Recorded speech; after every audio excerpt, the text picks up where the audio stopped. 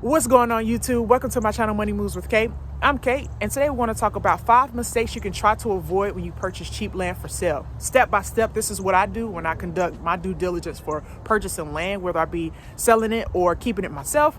This is only part 1. Make sure you stay for part 2. And I'll be at the computer for most of this video trying to show you and demonstrate to you how in the world you do this play by play. So without further ado, let's get to the video. All right, guys, I am back at the computer and I wanted to show you exactly what I'm looking for when I do my due diligence for land, just to ensure that I purchase a good piece of land and that it's not a dud, right? You don't want to purchase a dud, right? So the first mistake that you want to try to avoid is you want to try to avoid purchasing a piece of land that's in a flood zone. So here is the GIS for a particular county that I'm looking into and I like to invest in as well. But this GIS will sometimes identify flood zones for you. So and your county is going to be different because it may have other things identified, and some counties or cities don't even identify the flood zones on the GIS. So this is a pretty useful tool if your county or city does allow it. So if you go down here, you can see the flood zone, which is here. Boom, flood zone areas. So it'll allow you to identify flood zone areas within your county or city. Okay, now if you don't have this particular tool on your GIS, you can always look at FEMA. So FEMA.gov is an area in which you can put in the address of your particular land that you're looking into, and it'll tell you if it's high risk for flood or not. Okay, so having a property in a flood zone has its disadvantages. One being that you might not even be able to build. So if you're purchasing a piece of land and you're ideally trying to build on that piece of land and it's in a flood zone, that could be a hindrance to your overall process. So you will want to try to avoid that mistake up front and know that it's in a flood zone. Also, another disadvantage of purchasing a property in a flood zone is that you have to get flood insurance. A lot of home insurance, as this says right here, a lot of home insurance, they don't cover flood insurance. So that'll be kind of a separate thing you have to get in addition to your home insurance. And even worse, like I said earlier, it could also decrease the home value as well. So making sure that your land is not in a flood zone is very vital to purchasing a piece of land. Even though it's cheap, you don't want to buy a dud. So that's mistake number 1 you could try to avoid. So the next mistake you want to try to avoid is not checking out the topography of the land you're wanting to purchase. So topography basically shows you on a map the heights and depths of features of an area. So before you purchase any property, whether you've seen it or not, you want to check out the makeup of the area, right? So you want to check out and see, is the area steep? Is it flat? Are there any craters, any depressions? Is it on a hill or a mountain? And all these things can be identified with or by using topography. So the way to look at topography is to check out the contour lines. So see how these squiggly lines, and of course at first it looks intimidating, right?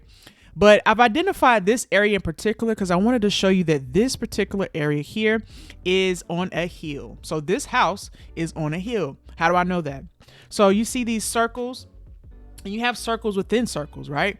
And so basically this is a hill here, and the contour lines, these lines here, have a bit of space in between them. So the wider the space in between these lines, the more gradual the slope is, right? As you can see on this side, these lines are they're closer together than these lines are, right? So that means that this area is a lot more steep. So the closer the lines are together, the more steep that area is. So again, you see this circle is within a circle and it continues on the way, spirals all the way down. That is an indication that it's either a hill or a mountain. And in this case, because I know this area and I know exactly where it is, and I've already looked at it on Google Maps, this area is on a hill. Okay, so this is very, very important when you are identifying what land to choose, because if you don't want a hill, or you don't want a piece of land that's on a hill or anywhere near a mountain, you want it as flat as possible, you would need to look at the topography of the land in order to identify whether you want to proceed with the purchase or not. So these numbers also allow you to understand the elevation. Okay, and they're going to increase by specific intervals each and every time. I'm not going to get too deep in it. I could do a whole nother video on topography. I really love just researching it and looking at it. It's really cool to me to know how to do this stuff. So I wanted to pass this knowledge on to you guys. But again, you can find the contour lines on your GIS for your county or city. So the next mistake you want to avoid is not checking out the zoning of the land that you want to purchase, right? So zoning is the meat and potatoes of any piece of land that you're looking to purchase, right? Even if it's cheap, right? It is the meat and potatoes, because essentially, you're going to want to do something with that land. Now, you could be a person like myself as well. I'm a land investor, and I sometimes hold on to the land without really any idea what I want to do with it. But I still go through this process of due diligence with any piece of land, whether I'm just holding on to it or I'm looking to build or do something with the land, right? So it is very, very important, vital, in fact, to familiarize yourself with the zoning in your city or county so you know the requirements for a setback, height of a home, amount of units, etc. So not every piece of land only requires a single family home. Some of them have zoning for multiple units. So this particular zoning is for agricultural residential, and it lets you know the lot area, the minimum, the width. It lets you know the setbacks, how far back from the street it needs to be. It lets you know everything that you need to know, pretty much, right? So I'm not going to go down everything, but you need to identify in your county or city this information. Okay, it's a whole big packet. Yes, you do have to go through it, but it's very vital. It gives you a visual representation of what they're looking for that particular land. And yes, you can get the zoning changed, right? So if you purchase a residential property and you say, well, this would be a good car lot, right? This would be an excellent car lot. It's on a main road, but it's zoned for single family or a residential property. You can get it rezoned. That is without, what I'm saying is it will be very difficult to do, right? It can be done, but it may be some challenges with it, like with anything. But if it's worth it to you and you really see the vision of something else outside of residential being there, you can do that. Keep in mind, though, that you will have to get a lot of approvals and a lot of approval from the community as well. So kind of keep that in mind. So this is the zoning. So zoning is very important to see what you are allowed to do on that land. This is a nugget that I didn't know. I would also encourage you guys to go ahead and find the use table for your city or county, right? So the use table is very important because it will allow you to identify, and I'll pull it up here, but it'll allow you to identify a chart that shows you what you can and cannot do for that particular land. Let's see. I'm gonna go down. Is this the use table? Yes, it is. All right, so PDF, so you can see it bigger. And I'm gonna show you, I'm gonna scroll all the way down. This right here is my jam because it lets me know verbatim what can be done on the land. I don't have to read too much. It's just a nice, neat table. And every county or city has these tables called a use table, okay? And if you look at the legend pretty much up here, it tells you P is permitted for my county, okay? P is permitted, MP allowed subject to planning development master plan, and then this little slash is prohibited. So you see a lot of different things here. You see agriculture. So if you go over, it'll let you know, okay, these are the zonings for this particular county. And if you go down, so let's see, CD. Let's go to a commercial. So commercial. So it's called community commercial, I do believe what CC means. So scroll down. So the slash is right here, which means that it's prohibited. So a plant nursery would not be allowed for this particular zoning. Okay. Let's see, a food truck court. If I wanted to put a food truck court there, it would be permitted. All right. So this just goes on and on. I'm not going to go over everything. I do find this very fascinating because it talks about group homes. That's actually very helpful to the community. Community services, daycares. A lot of folks want to open a daycare. You got to make sure that the zoning for that particular, it could be a home sometimes, but that particular property or land is zoned for that. Otherwise, like I said earlier, you may have to get it rezoned, which is okay. It just can be a challenge at times. Educational facilities, if you wanted to open a school, or governmental facilities, or healthcare institutions, parks and recreation, public safety, transportation.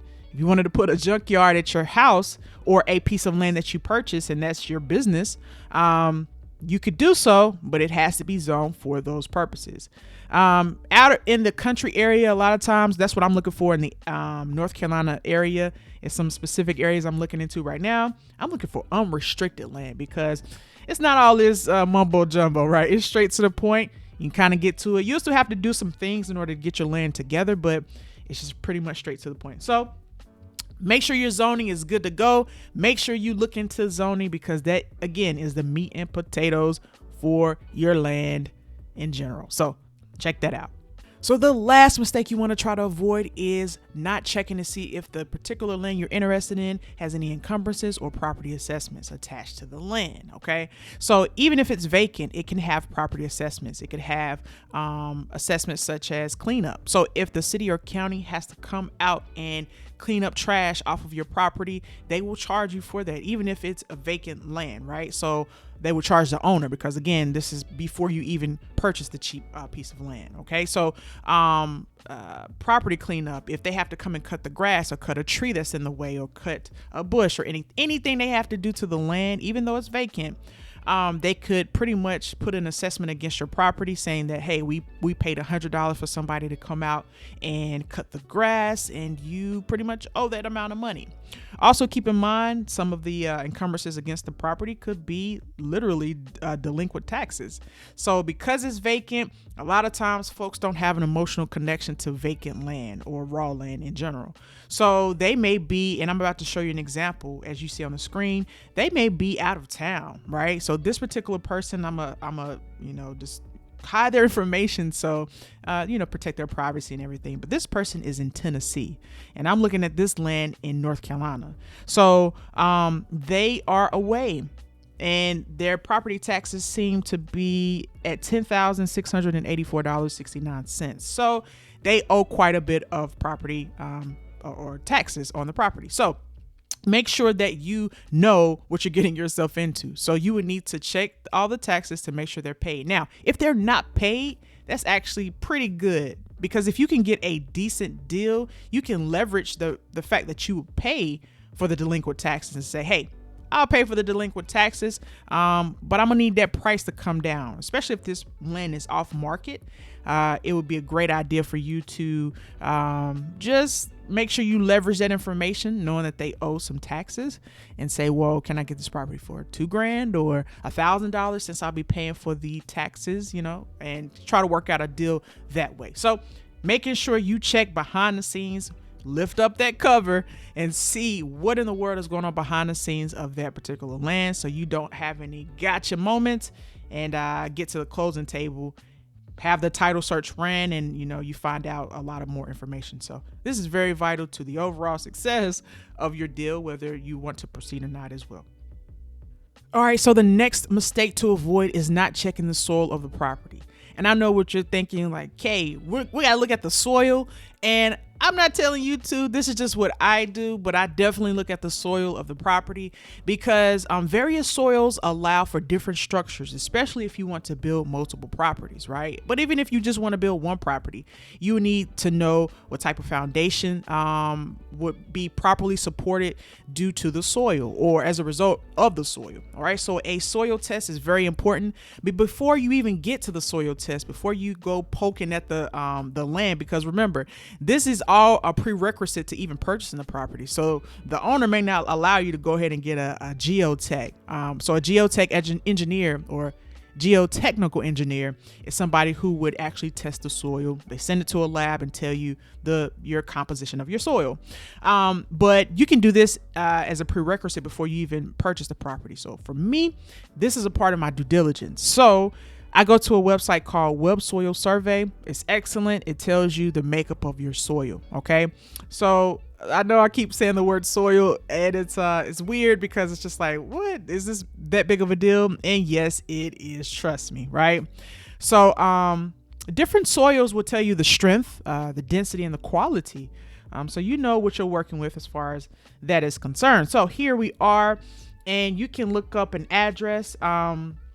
and you can identify or an area you want to identify, and it will tell you what type of soil is it sandy, is it clay, and everything that makes up the soil. So this is a very, very, very useful tool to ensure that you are purchasing the right property for what it is you're trying to do. Again, it all depends on what you're trying to do with the land. Okay. It also helps to know the type of soil for your plants, and if you are a farmer, the type of soil for your crops. So yes, soil is very important, and this is an excellent site that I go to do my due diligence with regards to soil. That's the end of my video. Thank you so very much for making it to this point. If you've made it to this point, drop in the comment section. I want you to write "I love land" so that I know that you made it to this point. And of course, I appreciate your time. You don't have to watch until this point. You don't have to watch at all. So I definitely appreciate you. And until next time, guys, you stay blessed. Peace.